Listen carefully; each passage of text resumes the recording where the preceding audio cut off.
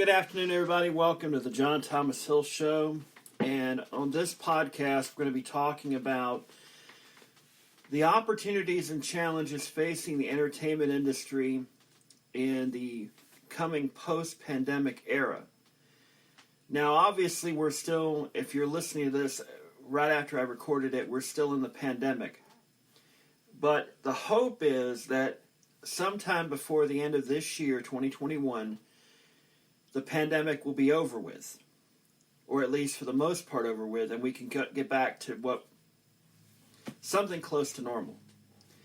And what I want to do with this podcast, as I did with the previous podcast on my Rutherford Sports Network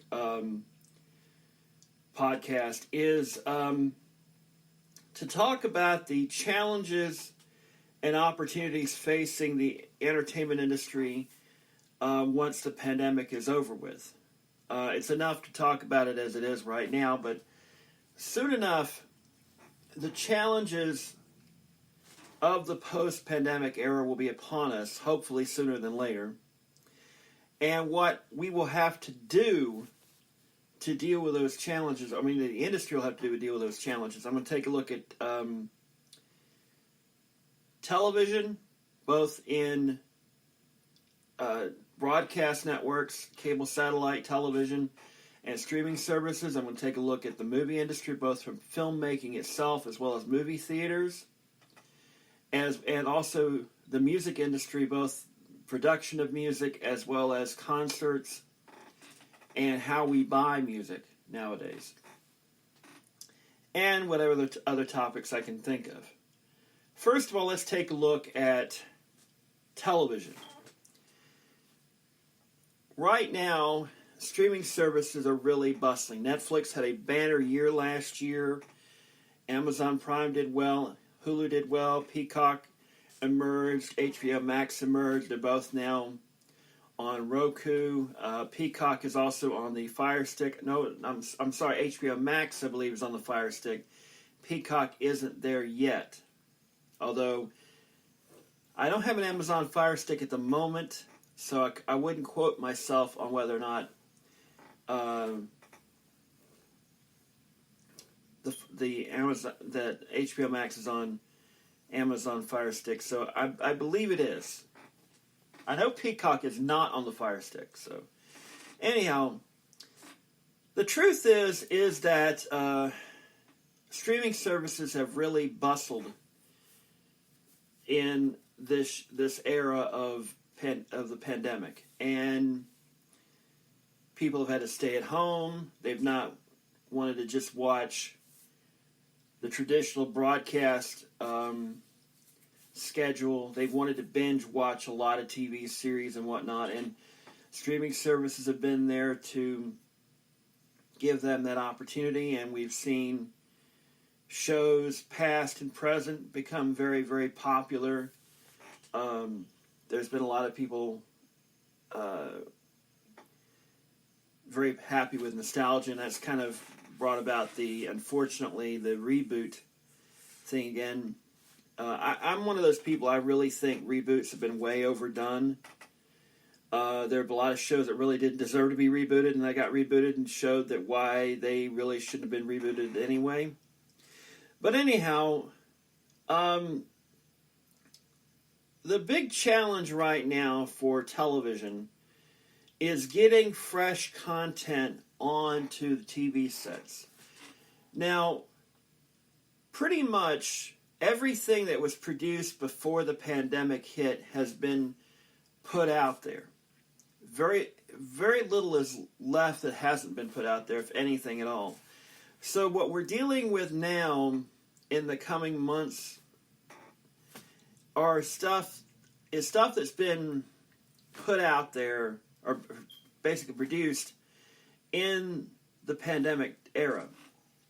You've already seen shows on broadcast television and cable as well that have shown people wearing masks, people taking the precautions in dramatic and comedy productions. Slowly, Hollywood and other venues where they produce television shows are getting back up to speed. They're producing stuff again and all this. And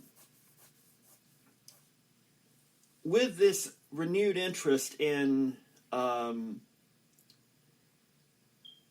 of this, the interesting thing about to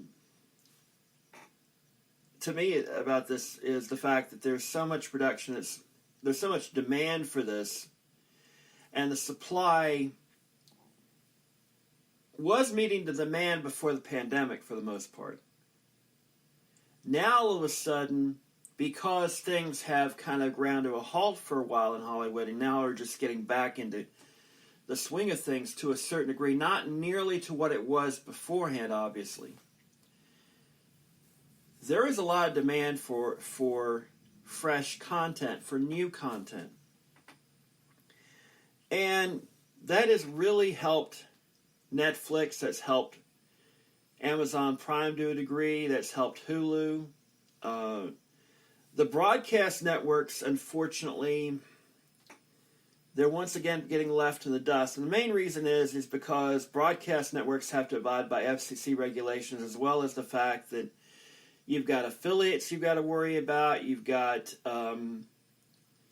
you got to put a lot of commercials in all of that, and plus the fact that why do I want to watch a show with a bunch of commercials that may or may not be preempted by the local TV station because of potential news and all this, when I can watch it on a cable system, or better yet, on a streaming service where I don't have to worry about that? That's the challenge for broadcast networks. Broadcast networks probably have been the hardest hit, and they don't even realize it yet, because they are essentially the dinosaur that hasn't been wiped out by the asteroid yet.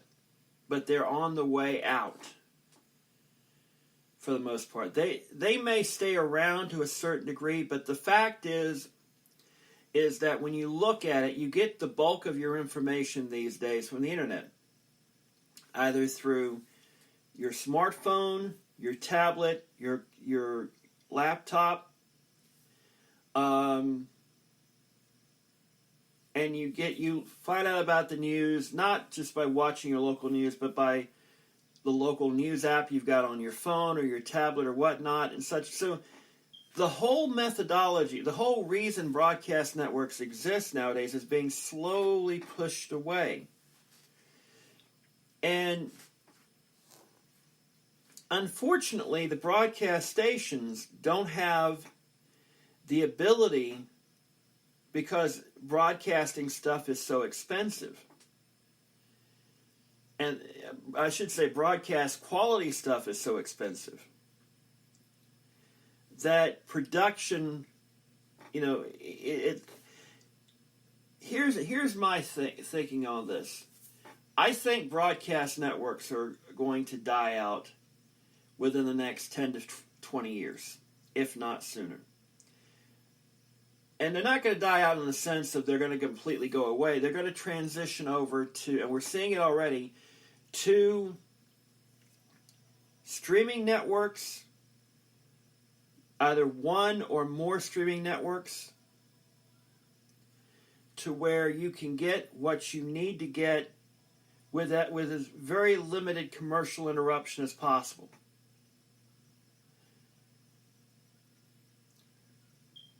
CBS News has a service on their mobile apps, both for phones, tablets, and smart TVs, called CBSN. It's basically a CBS News network. It's not just a national news network. They've got their what they call owned and operated stations, which basically means CBS owns affiliates in bigger cities in certain markets, but they already own the station. If you're in a smaller market, CBS does not own your station. That's what's called an affiliate. Your affiliate's owned by somebody else. That CBS just programs it. So the stations that CBS owns has the owned and operated banner, and this is where the CBSN local stations are. Now, if you have I think it's the News On app, you can get some of the other stations that are not owned by CBS or ABC, because I think ABC News is going to be doing something like that with their owned and operated if they've not already launched it. And NBC, the same deal. NBC has their own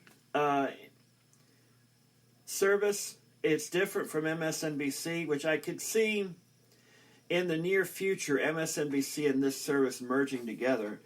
Basically, these services are bare bones straight news operations covering breaking news when necessary. And they're not meant to be more than just news. They may have some programs on it, but for the most part, they're basically 24-hour newscasts where you're basically covering the news like headline news used to do, like CNN used to do back in the day, before they broke it up into programs and such. That could be the wave of the future. Now, when I say that this news service by NBC could merge with MSNBC, I don't know if a full merger will take place, but I could see that during the day, when mainly the local cable news networks are just basically following the news. This isn't going to be necessarily opinion-oriented programming. And that's the real thing about this pandemic is people have had too much time to watch the news, and they've noticed something I've noticed a long time ago, and that is that CNN does not objectively tell the news anymore. They've got to have an opinion. Their anchors have to have an opinion. They got to have talking heads on there giving their opinions. Same with Fox, who started it to begin with, for the most part. MSNBC, who kind of followed along too.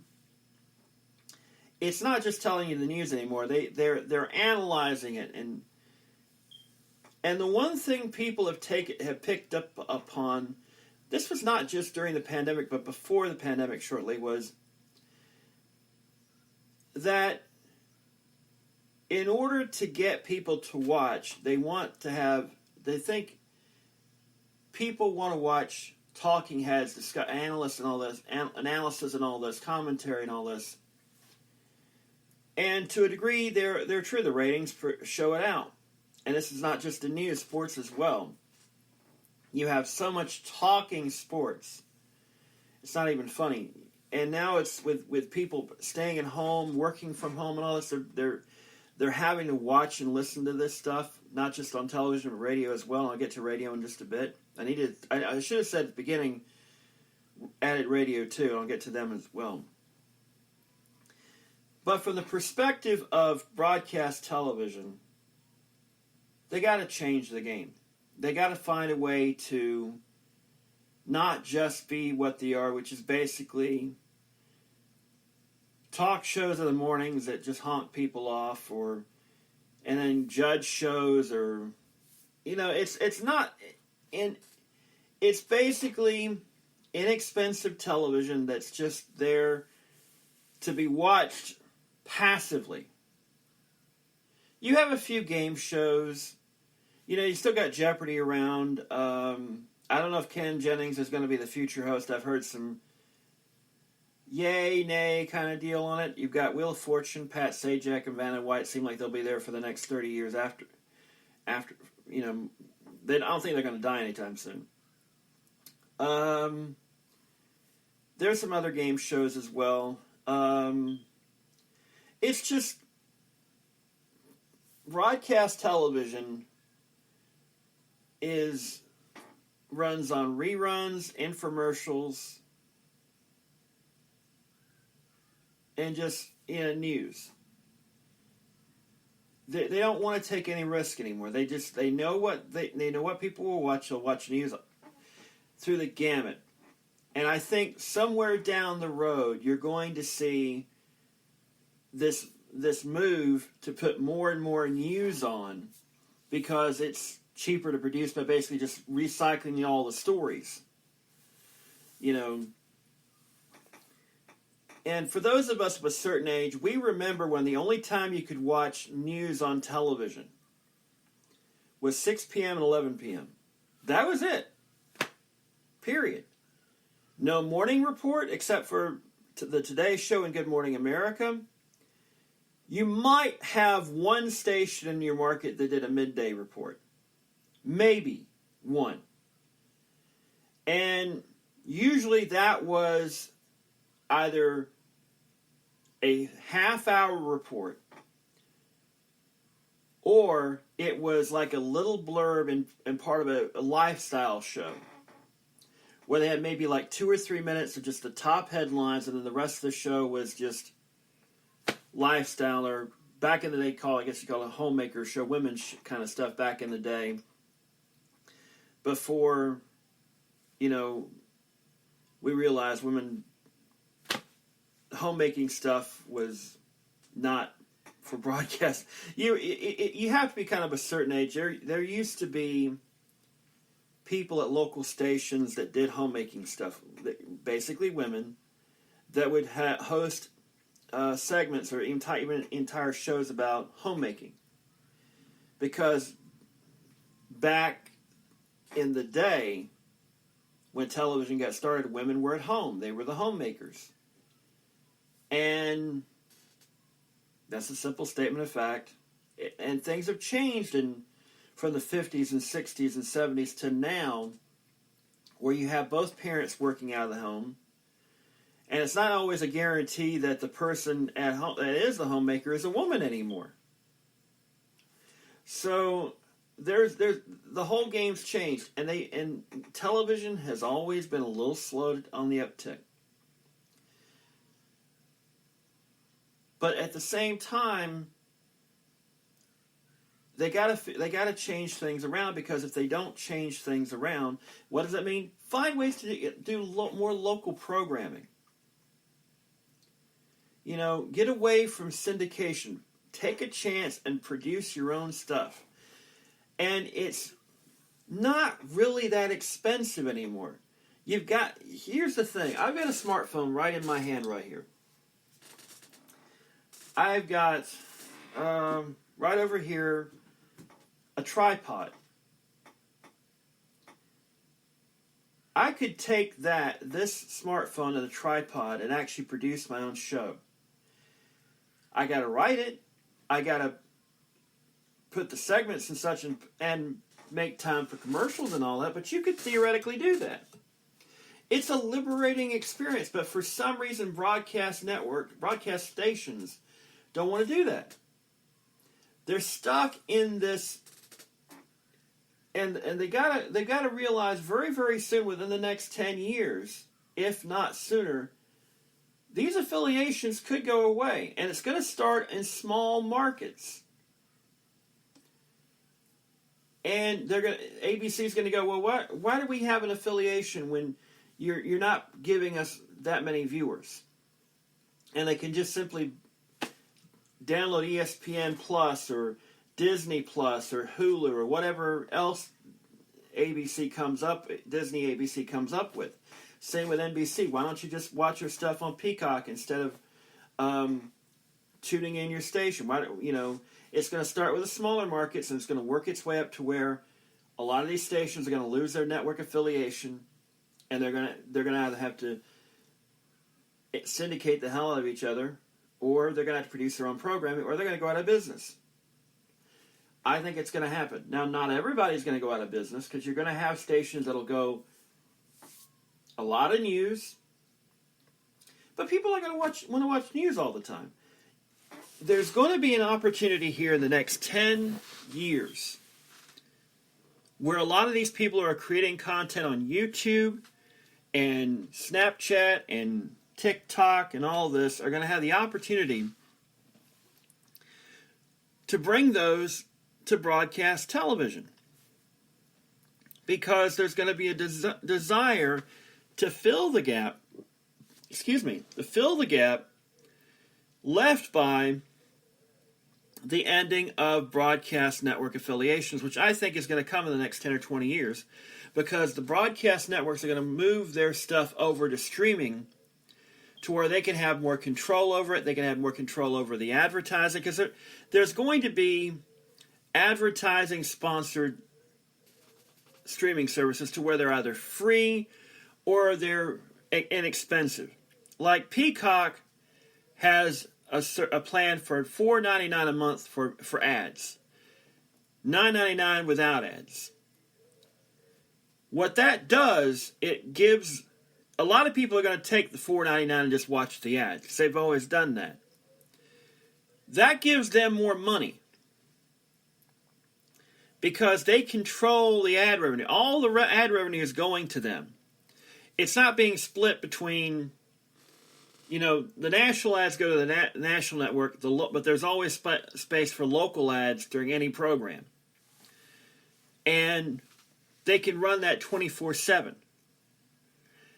The great thing about Peacock is not only do they have streaming services where you can on-demand streaming programs, they also have channels where you can just sit back and watch it, and you don't have to worry about picking what you want, and plus live events and all of that. I can see local television stations become what they were in the 50s, content creators as well, local content creators. Some will not make it.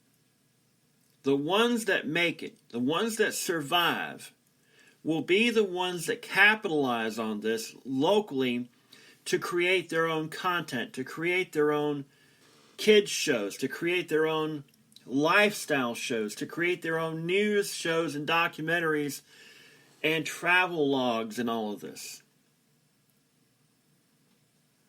Basically, it's stuff public television's already been doing. They'll do it in a very creative way that will be commercial sponsored and such, which, I could see a local restaurant chain sponsoring a cooking show, local grocery store sponsoring a lifestyle show, or local department store chain. Walmart could probably sponsor a bunch of stuff. Amazon, the same deal.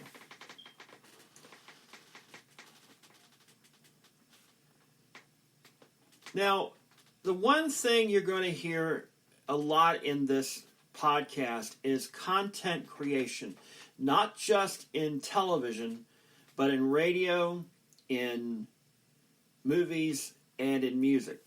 Right now, if you've got a product that people will want to buy, you can sell it.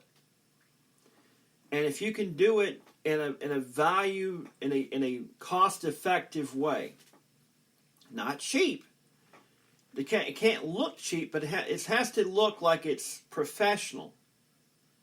But it has to be inexpensive as well. That's what they're looking for, because there's so much competition out there, but there's only so many dollars to produce stuff right now.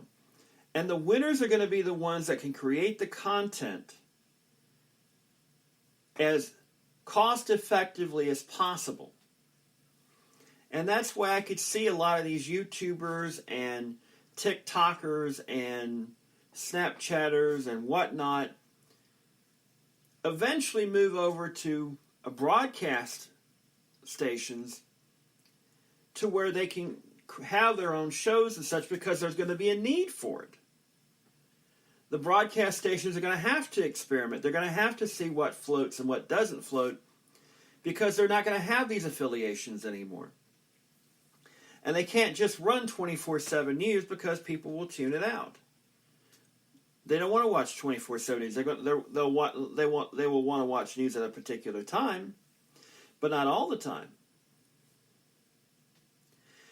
So you're going to have different ideas to come up with. And you can't just rerun old shows, because, hey, why would you want to do that when you can watch it commercial free on a platform? Okay, let's go over to radio for just a second. Radio, the thing that will never die. In some way, shape, or form, it will find a way to survive.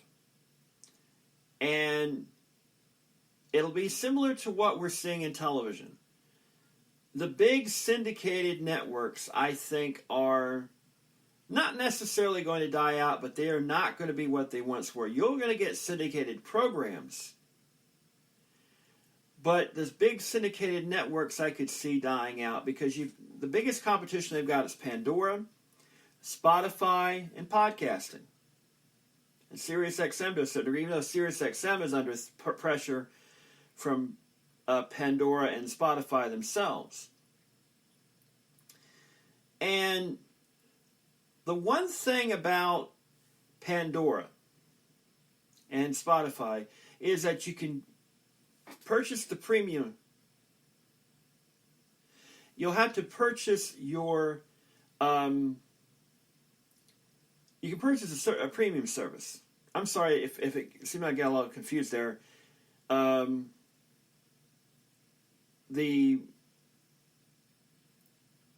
got a voice in my ear, which is basically from my iPhone. I don't want to say the name of it because it'll go. But anyway, back to the point. Pandora, Spotify both offer premium service where you can skip and not have to worry about commercials.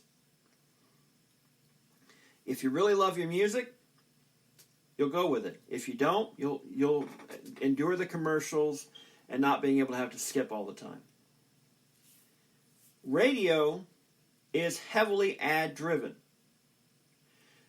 but they have more ads than Pandora and Spotify. And if you don't like ads, which most people don't, they're going to continue to go to Pandora and Spotify. Now, what do these radio stations do in the future? Well, you have to bring in an audience. And the key here is how do you create content that keeps people attracted to your audience? Now, the two biggest formats right now in radio are conservative talk, political talk shows, and sports talk shows. Those are the two biggies because people will listen to them all the time. Liberal talk is out there, but it's not nearly it's mainly confined to podcasts right now. You can find a bunch of liberal podcasts out there, but they never really got into the broadcast syndicated radio networks like conservative media has, which is probably the reason why they haven't won a whole lot of elections. And I'll talk more about that in the next podcast, which is politics in the post-pandemic era, which I'll do either later today or more than likely tomorrow. But in radio, I can see local stations moving towards more of a talk format or a format like back in the day where you would have music and then have maybe live performances and all that. I could see an old theater, return to old time radio shows, which we've seen in a podcast format, and I could see where podcasts are brought to radio, to where if you don't have your smartphone or anything like that, you can listen to it on your radio station. So I can see in the near future where podcasting is on your local radio station. And you can have a radio station have locally produced content that's available as podcast on demand. So while the problems we're seeing right now with radio struggling with ads, down the road they'll convert over to where basically your radio station's just a podcast event, a way to get podcasts. It will not be on demand. It'll be basically a streaming service, an old-fashioned streaming service. And radio's adapted. Radio has adapted so many times over the years. They were the dominant entertainment from the 20s all the way up till into the 50s. And then they had to change their format from being where you would have dramatic programs and comedy programs and all that, when TV took that over, to where they became basically pretty much all music. And that drove the music industry, like rock and R&B and such, from the 50s all the way up till the 2000s. And now you've got a situation where radio's sort of going to have to fall back on what they used to do in order to survive. Some stations will not survive. Some will. The ones that survive will be the ones that find a way to innovate. And in the post-pandemic era, people will want to find a way to make more with less, because they're having to do that right now, and those habits will be hard to overcome.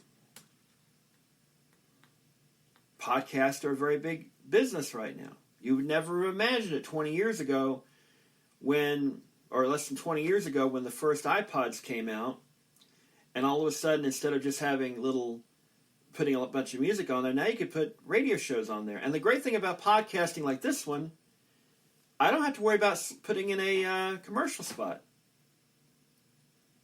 I don't have to worry about having to put this in a certain amount of time. I don't have 7 minutes and then go to a break and then find something else to talk about in another 7 minutes. I can go on and on about this if I want to. Doesn't mean you'll stay around, but I have the ability to really put together a program that you'll want to listen to. And that's what we're seeing around the post-pandemic era. Podcasting is becoming even more and more popular because people got to work out, people are stuck at home at work, and they don't want to listen to the radio station. They can't watch TV. Podcasting is becoming very big. It was big already. It's become even bigger now, and it will continue to be big, and it could very well change the entire radio industry in the end. Now let's go over to movies. Filmmaking is going back again, and the challenges are still there. The big blockbusters will still be around to a certain degree, but I think that the sheer amount of them for the next few years will be confined to well-established franchises like Marvel, DC, Star Trek, Star Wars, maybe Trek will come back, I'm not sure, Star Wars, and a few others. But the fascinating thing that's already started in the industry is HBO has started same-day releases of movies to theaters as well as HBO Max. That's the coming thing. And this is the challenge for movie theaters. This is what I want to focus on. And I've actually talked about this before. Movie theaters have been shuttered for the most part since last March. Yeah, you can go to a movie in certain areas, but you're going to have to be, you're going to have to do like everybody else, set separately and all this. Movie theaters were already challenged to begin with. Why go to a packed theater where people are talking, talking, doing the movie and all of this? The food's expensive as hell. It may not necessarily be the cleanest place in the world. Where instead you can go home, watch a movie there, in the comfort of your own home, eat whatever you want. You don't have to pay a ton of money for it, and you don't have to worry about people talking during the good parts of the movie. That's the challenge that movie theaters have to deal with now, is that people are used to staying at home watching movies. More than ever before. They were challenged before the pandemic about this. Now they're challenged even more than before. And you have to learn to change the way you play the game. Because if you don't, you're going to go under like AMC is probably going to go under. Like local small movie theaters like the one we've got in Forest City. The Retro Theater. I hate to say it, but unless he changes the way he does things, improves his all it takes is somebody coming in going, okay, where that restaurant behind the Putt Putt that used to be the flea market, a big lot there, bulldoze that building. You can build an 8-theater new movie theater there. And you could run that guy out of business tomorrow. Which you should have done.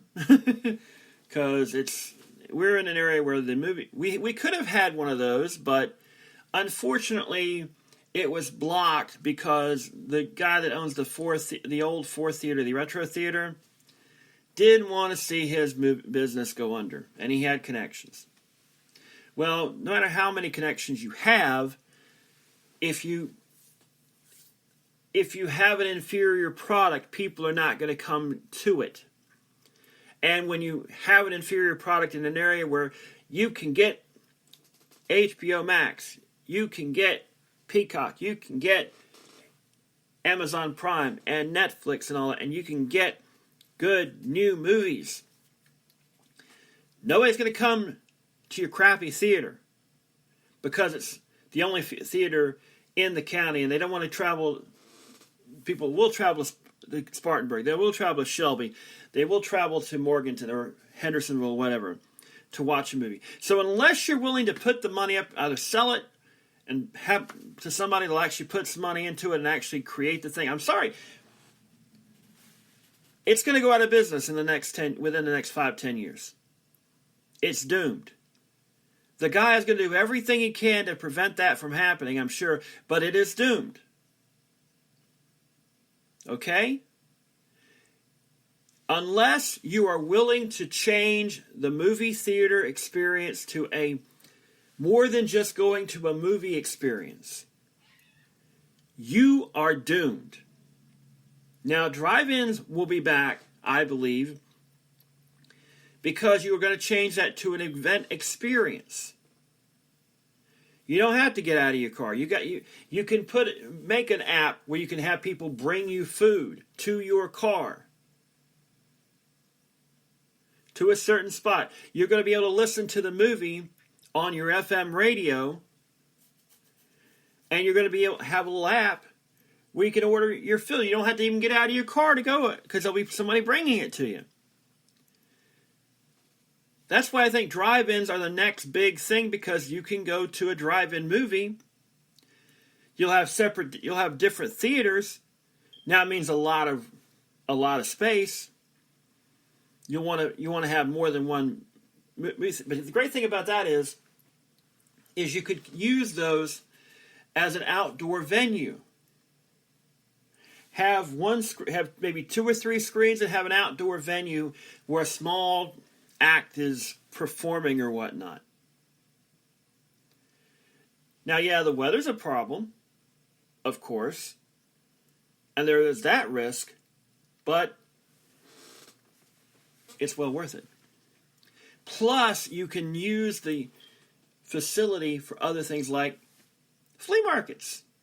During the day, you could have a temporary flea market. During the day and at night, you have a theater.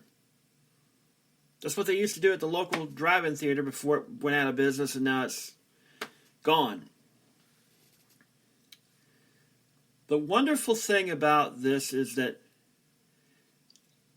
there'll be new things brought to the fore in the movies, in movie theaters, that'll continue that whole experience of going to a movie. Whether it's a drive-in, where you can just order your nachos and fries and popcorn from your convenience of your phone. Or you can go to a movie theater, and instead of sitting in hard, comfortable seats, you can sit at a table and have dinner while you're watching a movie. Like a game. Have small theater sections where, it's only a few people. We could rent it out to people. A whole room to just like a group of people. And you can order food. And the experience, you still have the movie theater experience, but you've got the restaurant experience as well. It's the innovation that's going to have to take place for the movie theater business to survive. A great example of that is the Big E in Gaffney. It's not just a movie theater. You've got an arcade there. You've got a bowling alley there. You've got other stuff there. You've got miniature golf, I believe, down there. There's so much you can do there. That's almost an all-day experience, and you can spend your money there, and it's not for every single, you can just go there and watch a movie. You can go and just play in the arcade or just go to the bowling alley. Or you can do it all at once. You can have your, it's going to bring stuff together. That's the key right there, is to bring stuff together to where it works out for the industry. It could be you'll have businesses coming together, like the putt-putt guy who's barely making it, gets together with a movie guy, gets together with the bowling alley guy. They shut down their businesses there and build a big new complex somewhere else, and boom, you're making lots of money because it's all in one place. You have good quality food. You have a good theater experience where you're not dealing with huge crowds in a cramped theater, where you are sitting in a comfortable seat watching a movie, even to the point where you may even allow people to bring in their Bluetooth headsets or even buy disposable Bluetooth things, whatever, and listen to the movie with earphones on. We don't have to worry about somebody interrupting you. There is that. It's innovation that's going to have to take place. And big corporations are not great with innovation. They're slow and ponderous. This is an opportunity for creative people, not just in the movie industry, not just in music and television, for every aspect, to be creative and to make money. There's going to be a lot of risk involved. Some things are going to bomb.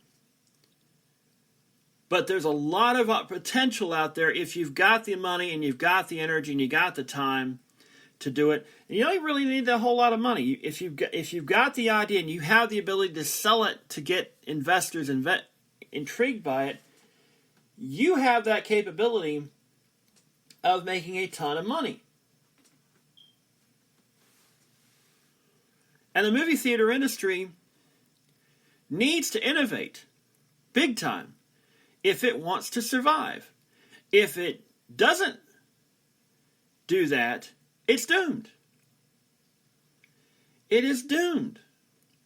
And no amount of nostalgia, no amount of lobbying because hey, if I can't watch if I have to wait 4 months or 6 months to watch a brand new movie in the comfort of my home, I'm willing to wait.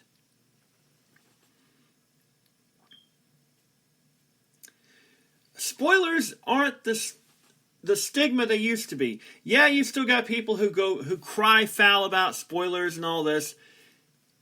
It's changed. You're almost expecting it now, and you're looking. You're not so worried about that because how do I know that that's an actual spoiler?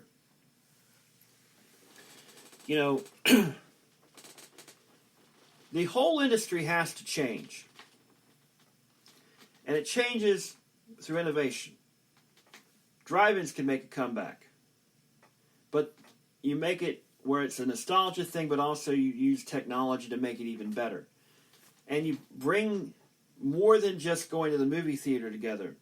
Like a good experience with food. Not just crappy popcorn and pizza and whatnot. Actual good food. Where you can actually have a restaurant attached to a movie theater or something like that. You've got to innovate it. Because if you don't, I don't care how much that guy may have a great bunch of people running this theater, because I don't know, because I've not been there in years. I don't care how much he does, unless he's willing to innovate, unless he's willing to find people to invest in it, it's going to go out of business. Because people will not go out and watch movies like they used to ever again. Because why would I do that when I can watch that same movie at home, It's that simple. It's that simple. Now on to the music industry. The music industry these days is not so much about producing music. There's plenty of music being produced. You can do it very safely and produce plenty of music. There's a lot of music out there, but the money is really made at concerts for the acts themselves. The record companies get a lot of the money from downloads and all of that, which I'm going to talk about in just a second, because I think you can find a way to make it in the music industry without signing a record contract. And I've thought about this for a very long time. But I'll talk about that in a little bit. Concerts are going to have to will make a comeback. We know this is going to happen. It will be slow. I would dare say that you probably will not have a great summer concert series this summer. And if anything happens, it'll probably be later on in the summertime.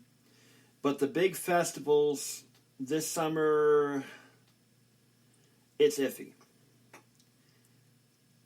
It'll be fall and in wintertime when you'll start seeing concerts become a thing again. When more people have gotten the vaccine and we start seeing the numbers go down big time. That's when concerts will be a thing again. Now, there's plenty of great concert venues, and here's where I'm going to come back to the movie theaters. If you're a smart movie theater owner, you need to have a facility that can be not just a movie theater. You need to have a facility that can become a concert stage, as well as a place to do stand-up. Because people will want to have more of an experience. That's the thing. They want more of an experience. It has to be more than just going to a movie theater, sitting down and watching a movie on the big screen. Because they got a big screen at home. Oh, but it's a huge... How much does a 54-inch TV cost? Not much. Not where it used to be. Instead of thousands of dollars, it's a few hundred. The 32-inch TV I've got on my chest of drawers costs $99. It's a smart TV. I could buy one 50 inches for $200. And I'm supposed to go to a movie theater and pay tickets to go watch a movie and have other people around me that I don't know that may be talking during the movie and laughing when they don't want them to laugh and such. You got to make it worth people's while to go to a movie theater, so that's why you've got to make the experience more than just going to a movie. That's my opinion.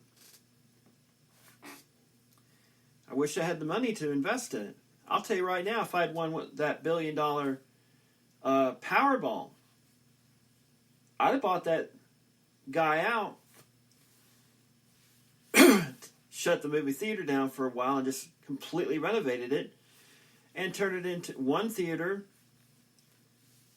I would have bought I would have went down the road to where I talked about that little lot earlier behind Putt Putt, put my 8 theater thing out there, but kept the other one to where I could do small concerts, comedy shows, and classic movies. I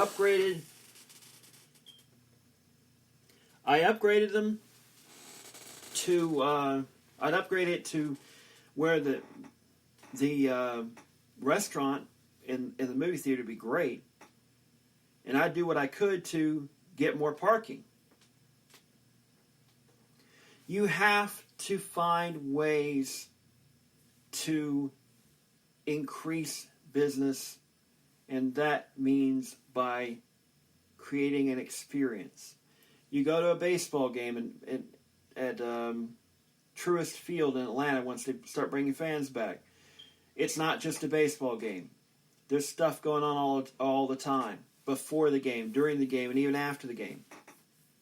It's not just going to a game anymore, because they need to generate that revenue. And people expect it now. People don't want to just go to, when you go to an amusement park, you want more than just going on the rides. You want to have good food. You want to have, there's so much to it. And you have to have that mentality of having a complete experience. That if you're just a bowling alley, you can't do it anymore. At all. Period. You may love what you do. You may love running a movie theater. But if people in their minds go, why do I want to go to a movie theater when I can just sit at home? When I can go have a great meal, perhaps go do some arcade games before the movie or after the movie. Maybe do some bowling. Maybe do some miniature golf. It's going to take a lot of ingenuity. A lot of people are going to lose their shirts. A lot of people, and music venues, right, are another thing.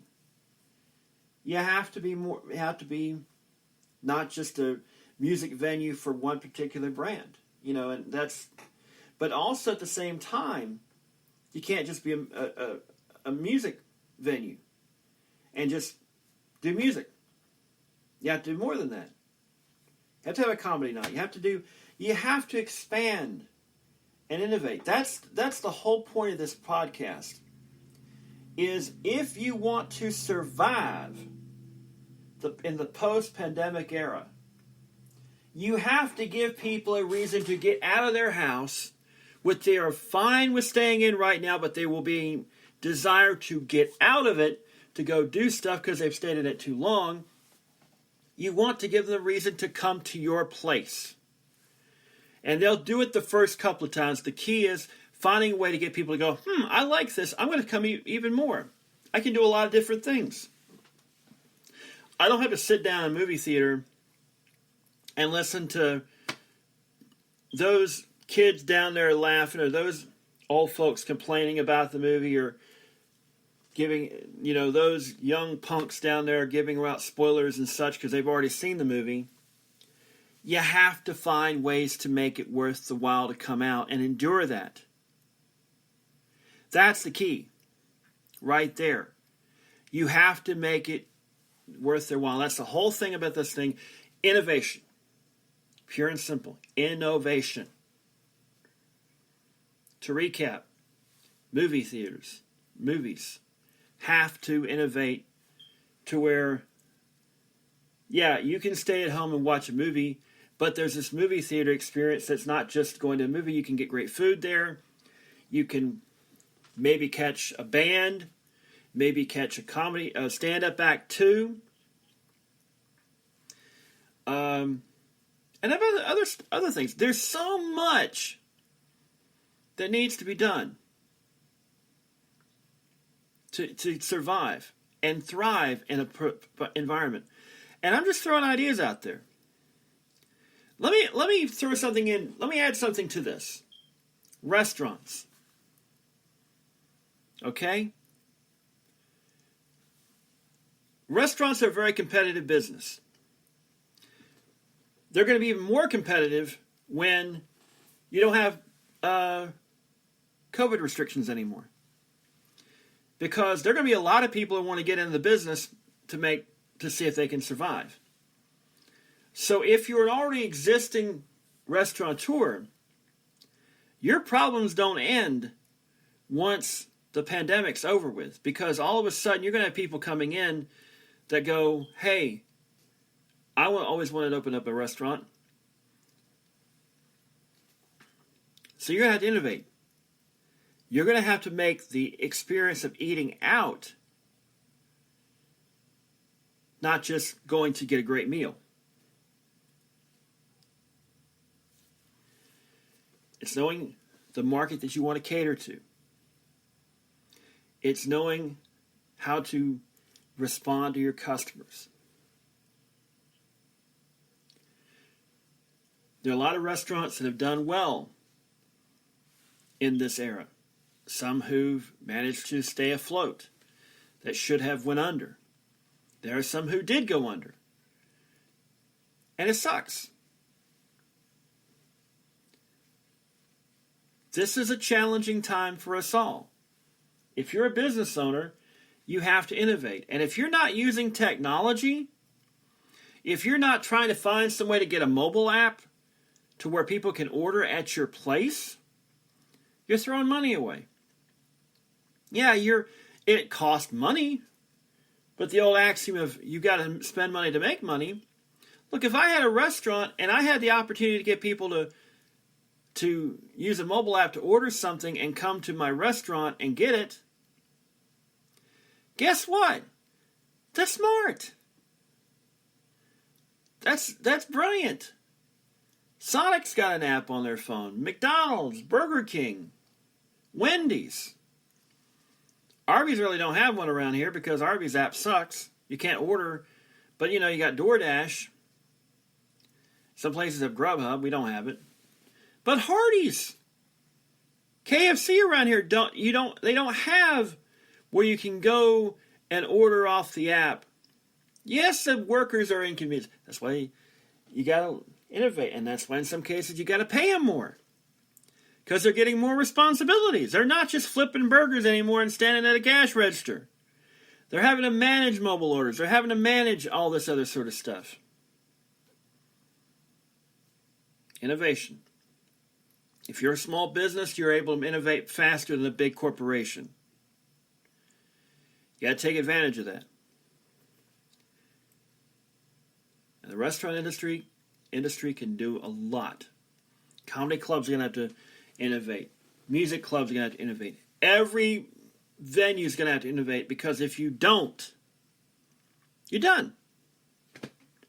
You can't just rely on your reputation because you've been closed down for almost a year now. In part or in whole for almost a year. And when this is over with, people are still going to be kind of conservative.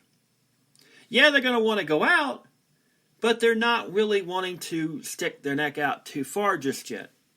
You have to give them a reason. You have to make the experience a good one. Because if you don't, they're not going to spend their money with you.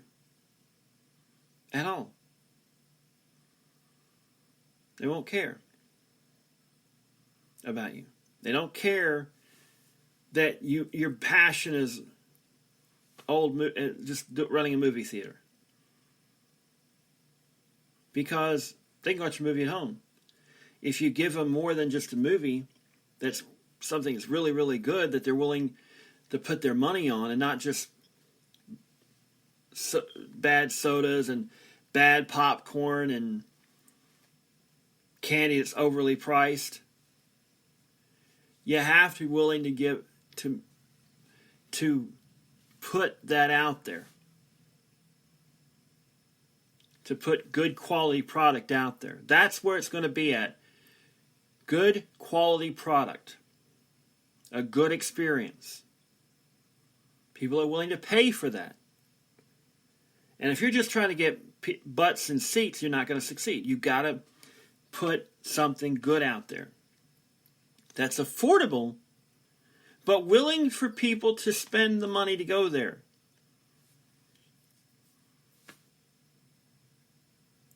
Innovation is coming. Some businesses will not innovate and they will die. Some will and they will die. Some others will innovate and they'll not just succeed, but they'll thrive. There's always risk. If you aren't willing to take that risk, you're not going to survive. It's that simple.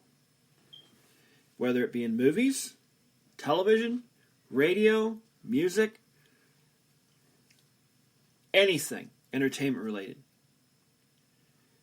If you're not willing to take that risk and change the way you do things to make it more of a consumer-oriented experience where you have people coming out not just for what they were coming out before, but they have more bang for their buck. That's the key. That's the key. Now, I've thrown out a lot of ideas out here. I've talked a lot about this. I hope you have gotten some food for thought about this. And if I had the money, like I said, if I had won that $1 billion Powerball or Mega Millions, whatever it was, I'd have bought that movie theater, that putt-putt, and that bowling alley. And the one thing I would have done is start planning to put a big new facility once the pandemic was over with and go, this is what's going to happen. And I would redevelop those other places, trust me. Before I go, I want to talk about something that just cropped up in my mind, malls. Before the pandemic even hit, malls were a dying breed. You do all your shopping online. Most people do their shopping online, or they do it pickup or whatever. They're not going to the malls like they once did. And malls have to find a way to innovate. That's the next big challenge. How do you make going to the mall mean something again? Entertainment. Movie theater, great restaurants, great shops. Make it mean something. Put the experience out there. That's the key. You want malls to survive? Find out what your customers want. Find out what would get them into your business, whatever crazy idea it is. If it's going and learning, putting a classroom there where they can learn a skill in, say, 2 hours, and you contract with a local community college or something to have a couple of classrooms there for the general public just to come and sign up and have a class there, just take one class. Or comedy club that's also a music venue that can do stuff for senior citizens during the day and kids during the day, and also can do, there's so much you can do if you're willing to innovate, if you're willing to think outside to save these malls. You don't have to have a ton of shops. You can have clubs, you can have gyms, you can have bowling alleys, and bring this stuff together and make the experience mean something to people where they can stay there hours on end and have a good time and go, hey, I love that. I can't come back tomorrow, but I'll come back next week or month from now. Learn your audience. Learn how to get an audience where you can get a few people who want to do this and a few people who want to do that, and they can all do it in your place. The next 10 years after this pandemic is over, where they're going to see a tremendous transformation in the American economy. The winners are going to be the ones that find a way to innovate. The losers are going to be the ones that don't. It's that simple. I've been talking about it the whole time. Innovate, innovate, innovate. If you're not willing to innovate, you're not willing to succeed. Thank you for your time. I went way too long, I know. I don't care. It's my podcast. I'll do what I want. The next podcast will talk about politics in the post-pandemic era. That's going to be a loaded bear. That's going to be loaded. A loaded bear. I don't know the hell with it. Anyhow, thank you for your time. As we like to say here, good night, good luck, and may the good news be yours.